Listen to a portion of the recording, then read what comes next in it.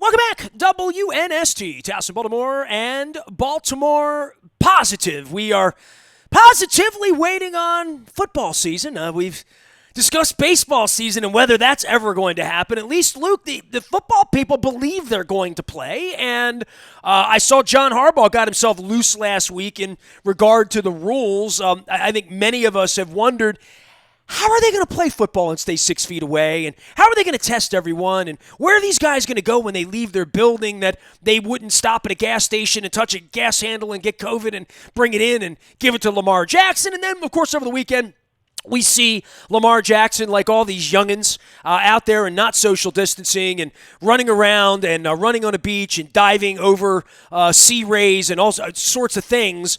Not sea rays. What do they call those things? Sea-doo, whatever they are. I don't know what they are.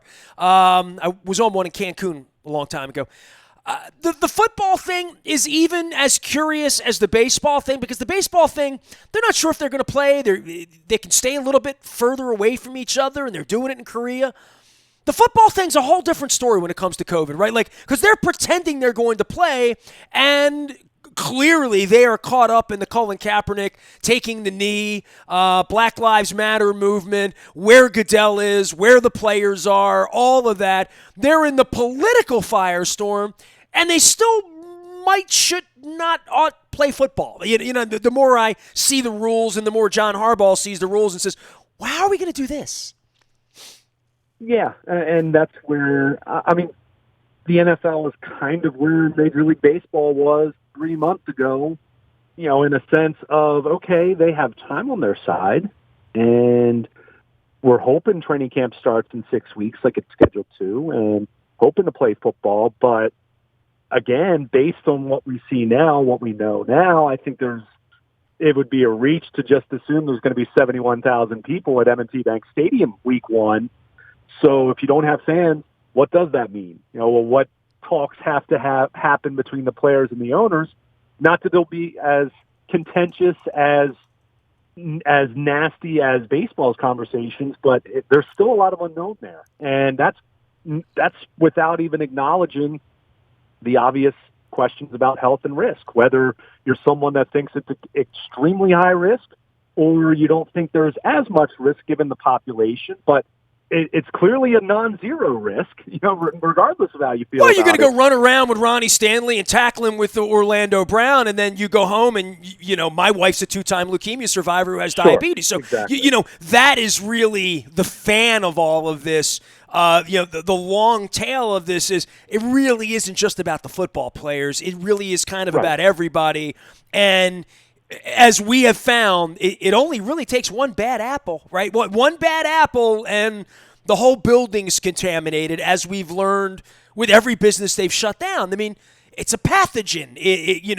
It's a virus. And I don't think it has a conscience about what helmet you wear, you know, and I think seeing this week as we wake up in America and 22 states are going the wrong direction, and these idiot Republican governors have been, like the guy in Georgia who was elected illicitly to begin with really, really stupid policies. In Florida, stupid policies. Arizona, stupid policies.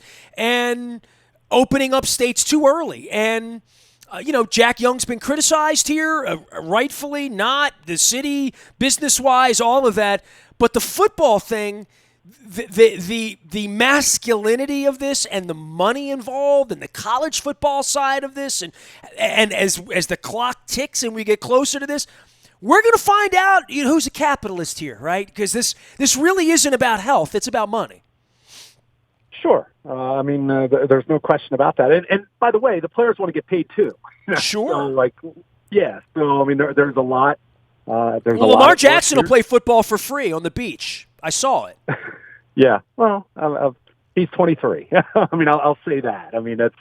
There's a lot of that. And look, ultimately, at the end of the day, we're all making individual choices to some degree or another, whether they're good choices or not.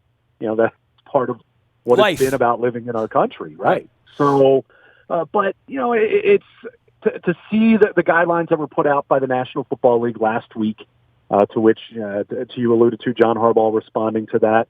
it's definitely a challenge. I'll say this much. I think the Ravens are at an advantage from the standpoint that they just renovated and expanded their Owings Mills facility, so that certainly helps them in that regard. But it is very interesting to see how these teams are going to navigate the discouragement of meeting inside for a full team meeting. The encouragement of continuing to have virtual meetings. If you're going to meet as an entire team, the idea is meet outside, do it outside. And, you can do some of those things early on, but, as the year goes on and you get bad weather and it's cold and different things like that, what does that mean? I think, one of the more interesting pieces, and I wrote about this at WNST.net. I included it in my 12 Ravens thoughts, probably some point in late April, early March, right, or early May, right after the draft.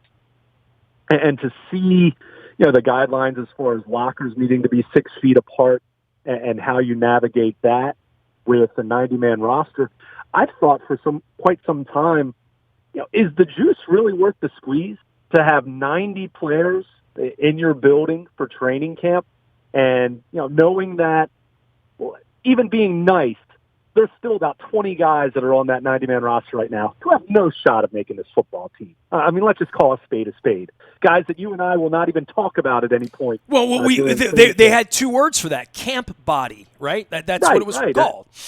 Exactly. I think Brian Billick called it a slap. You know what? I think that's what he called it at one point. But it's there's different factors. Dick Cass was always offended by that, by the way.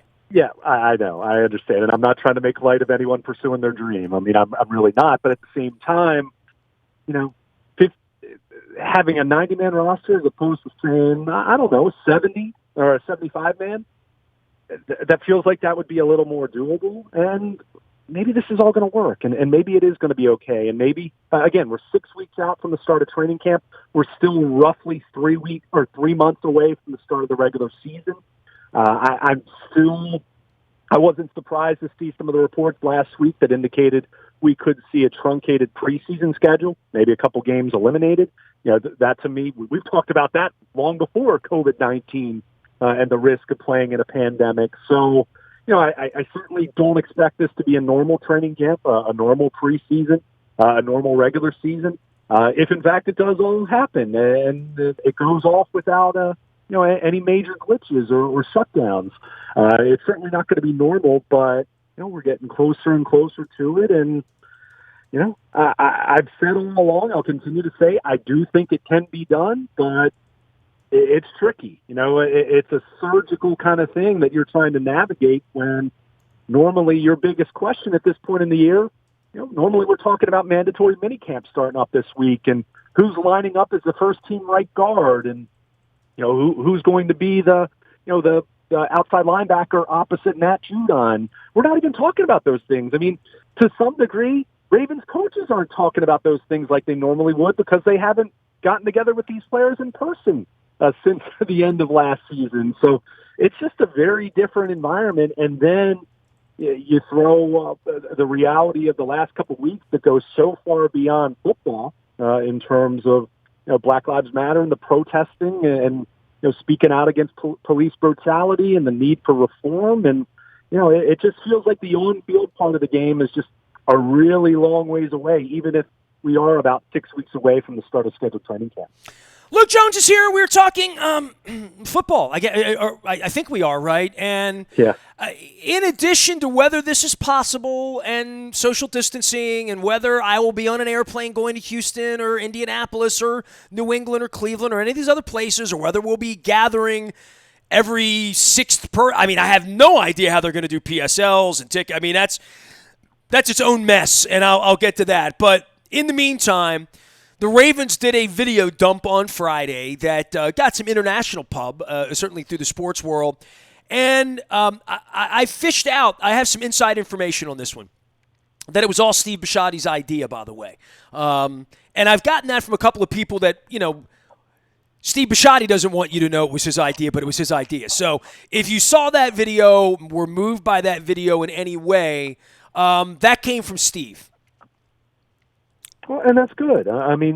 Let's let's go back 3 years ago, with the Ravens very much had some dialogue and some interest with Colin Kaepernick. And, let's face it, whether you agreed with the Ravens signing him or not, it'd be hard to look at that and say that that was handled extremely well. And, Steve Bisciotti kind of famously said, pray for us in the context of whether to sign Colin Kaepernick. And so, but I think there's a really valuable lesson there as well that I think applies to everyone, whether we're talking about race relations, whether we're talking about police brutality, social justice, or just how we all interact with anyone in our daily everyday lives, is to learn and to change and to grow. And for you to relay that, as far as that being something that was initiated by Steve Bisciotti, that's great to hear. In the same way that I was pleased to see when the Ravens put out that statement. I think what was it, June 1st, I believe it was,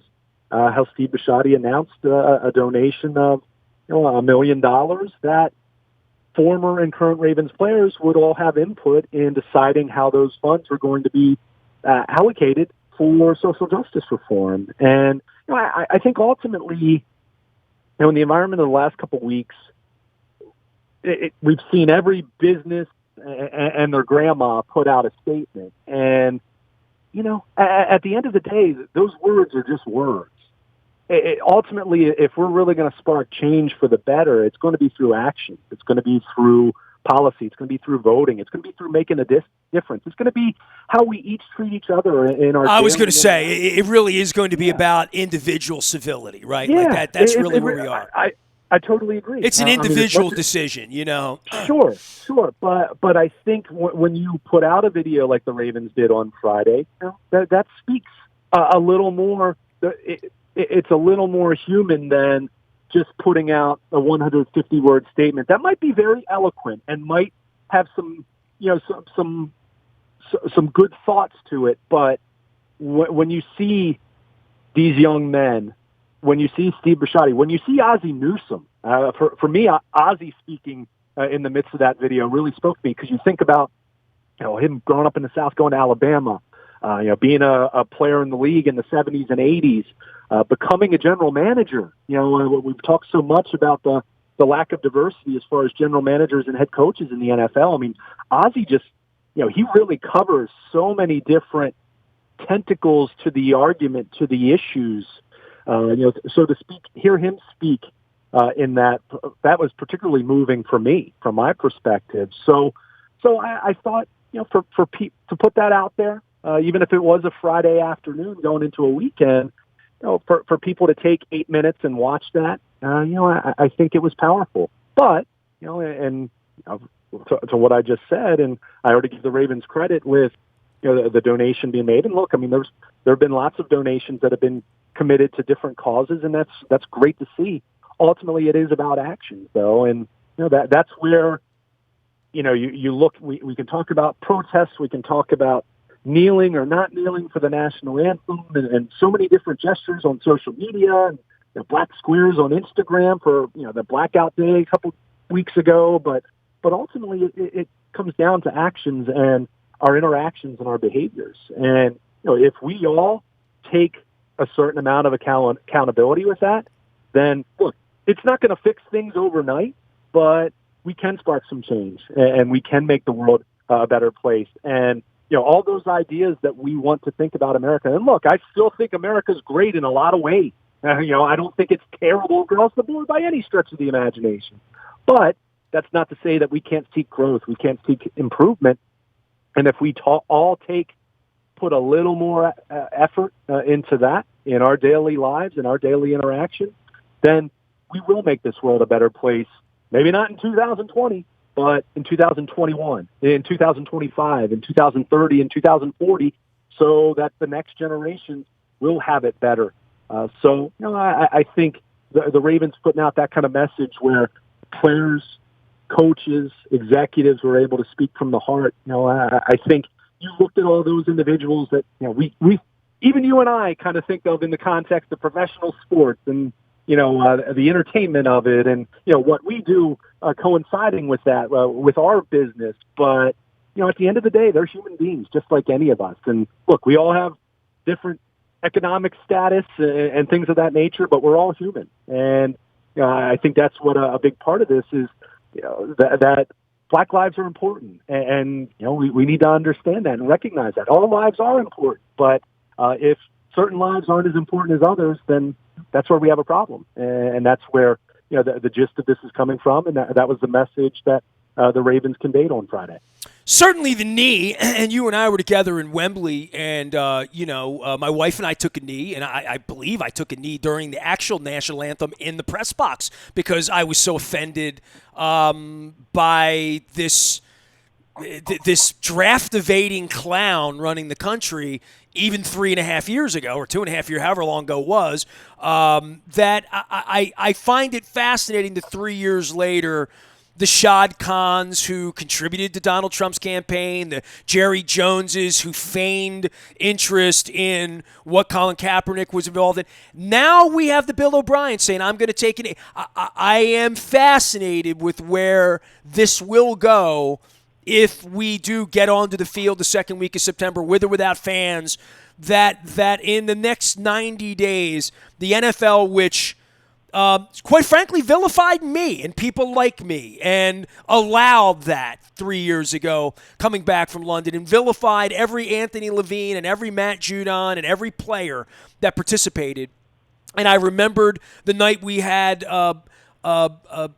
C.J. Mosley out, and no one came that night, sort of out of a protest that we're not going to go support the African-American players. I was appalled 2.5 years ago. I spoke openly about how I was appalled. I lost sponsors over it. But it is fascinating that when you're on the right side of history, even when it feels like the wrong day in London in September a couple of years ago, that when you're on the right side of history, that sort of works itself out. And I don't know how the league's going to back off of this in a sport where, I don't know, 60, 70, 80%. I don't know what percentage are people of color who play the game, but it's significant. And this knee thing, it's going to look different in the history books, isn't it?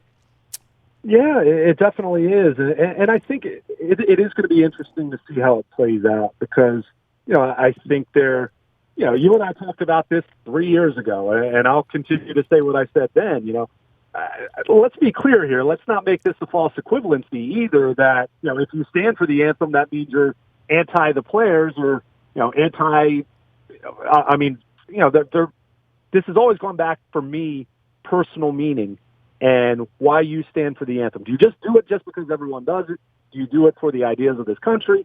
Some people do it as far as in honor of the military, but it's also the recognizing of other people's rights, the recognition of other people's opinions, freedoms, and freedoms in the same way that I heard you and Dennis talk about this a couple weeks ago in terms of how people pray, how people worship. It looks different, and so I don't think this is a case where everyone must kneel any more than I thought it needed to be. Everyone must stand 3 years ago. I think it's a recognition of individuals. I think it's a supporting of teammates if you were other players in that locker room. I think a great example of this 3 years ago was the Philadelphia Eagles. And I had a little bit more insight on this because my brother-in-law is a diehard, bleeds green Philadelphia Eagles fan. Eagles players did not stand or did not kneel for the anthem throughout that 2017 season when that was such an issue. But Malcolm Jenkins, who was one of the absolute leaders of that team, held up a fist during the national anthem. He had white teammates who would place their arms on his shoulders, and they protested in their own way. That wasn't necessarily kneeling. So, does it have to be the need or not? Again, that's up to the individual. And I think it is going to be fascinating to see what the environment is for that with players. I mean, Baker Mayfield just a couple of days ago on his social media said he plans to be kneeling with his black teammates. And, that's his right. And that's okay. And so I think that's where it's really interesting to see where this thing is going.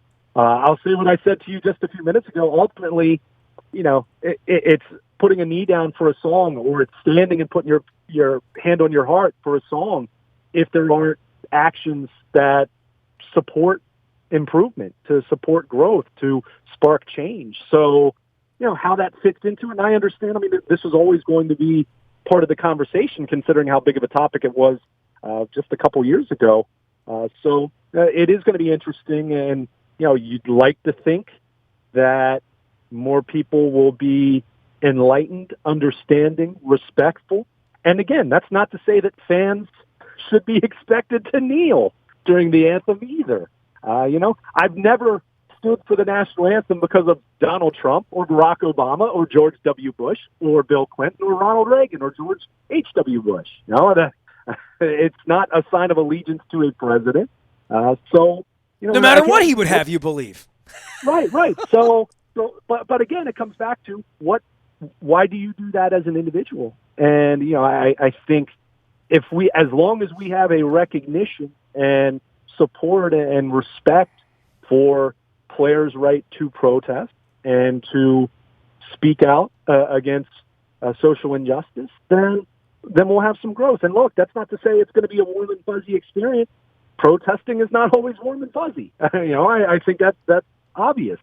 But if we're having the conversation and we're intent on making change and doing something about it, that's where the true, that's the true litmus test for all of this. It's not to keep track of, this percentage of players were kneeling during the anthem and this percentage of players stood. Ultimately it comes down to what policies are changing. How are behaviors being altered? What are we doing to spark good? What are we doing to improve? And ultimately that's what this is going to be about, in the long run. But sure, the anthem and what's going to happen during that, and what percentage of players, and do we see white players kneeling with their black brothers on their teams?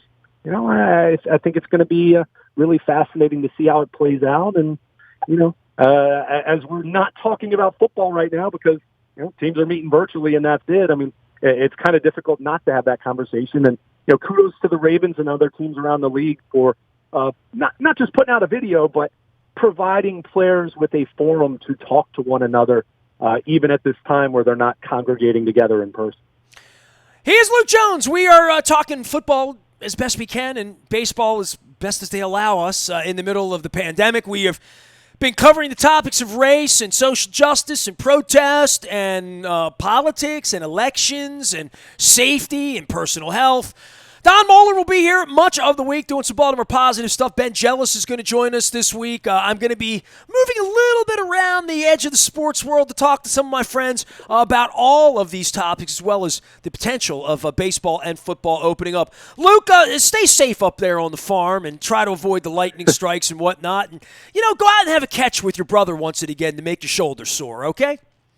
That sounds good. Like I said, one of the highlights of the lockdown period was first time I played catch with my brother-in-law. I think it was Mother's Day. I think I had them over to sit outside and, visit with my mom safely. And it was a good time. So very much miss sports, but, some of the business and some of the ugliness of sports, that we're dealing with some of that right now. But at some point in time, you and I will be talking about football games. You and I will be talking about baseball games. And, at least that part of the world will feel a little bit more normal, but don't know exactly when it's going to be. That's the tough part. Well, I was down at the beach for 48 hours last week, and there was a basketball court out on the beach, and there's some really good-looking girls playing basketball. Like, they look like the Swedish bikini team playing basketball on the beach, and that's the only sports that I've seen. Like, literally, I looked for 5 minutes, and it was in the other direction. I'm like, oh, that's nice. They're shooting some hoops. That's great. And I did do this. I was walking the strip in Dewey Beach last week,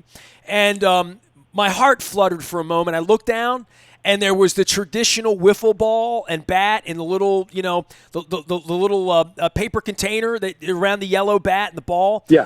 And it was, $3.99, $4.99. I looked down, and it was just me and my wife, and I thought, she don't want to play wiffle ball, and it's too windy, It was a little windy, but I thought maybe, if you were there, I would have said, hey, man, let's go play some wiffle ball on the beach. That'd be fun, Why not? Again, that's kind of what That's where we are right That's now. what I've been left to. There is no baseball. There is no football. All I have is a wiffle ball and the Swedish bikini team, playing basketball on the beach in Dewey. That's it. That's the extent of my sports. Oh, I did see. I did go to Patterson Park 2 weeks ago. By the way, they have a wonderful pond in Patterson Park. If you didn't know that, ducks, the whole deal.